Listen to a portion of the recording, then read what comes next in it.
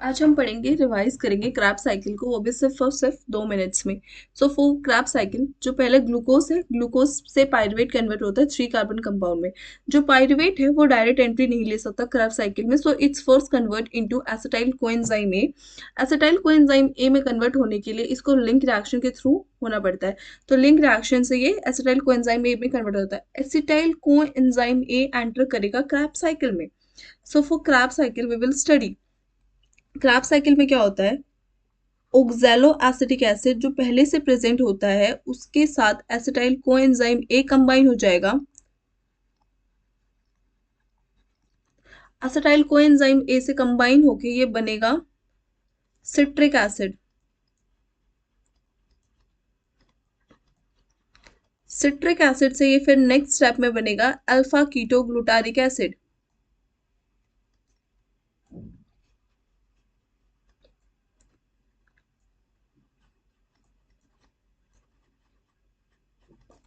Alpha keto glutaric acid से बनेगा succinyl coenzyme ए।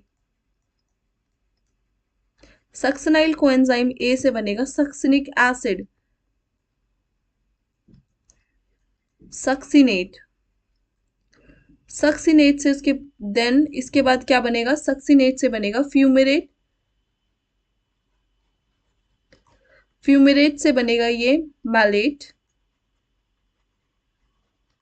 Mallet से देन अगेन कन्वर्ट हो जाएगा ऑक्सैलो एसिटिक एसिड में।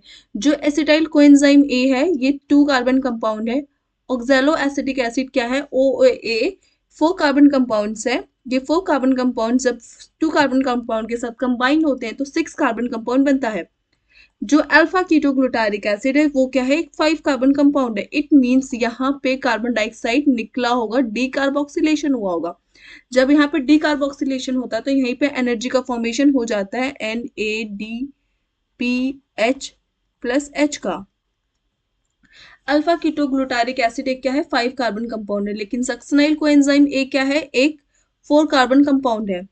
तो यहाँ पे भी क्या निकला होगा, CO2 निकला है, और यहाँ पे एक एनर्जी का फॉर्मेशन हो जाता है which is NADPH+H।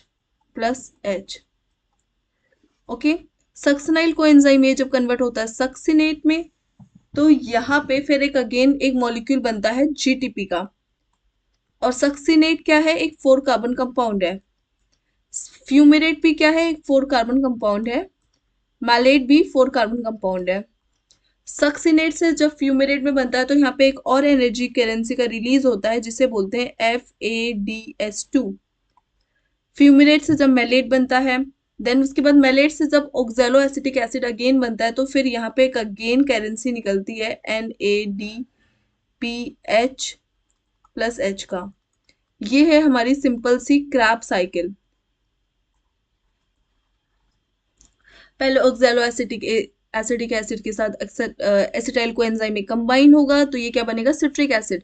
Citric acid से एक कार्बन डाइऑक्साइड निकलेगा तो अल्फा कीटोग्लूटारिक एसिड बनेगा। अल्फा कीटोग्लूटारिक एसिड के बाद क्या होगा, एक और कार्बन डाइऑक्साइड निकलेगा, एनर्जी का फॉर्मेशन होगा, सक्सिनाइल कोएंजाइम ए बनेगा। सक्सिनाइल कोएंजाइम ए से क्या बनेगा, सक्सिनिक एसिड या सक्सिनेट।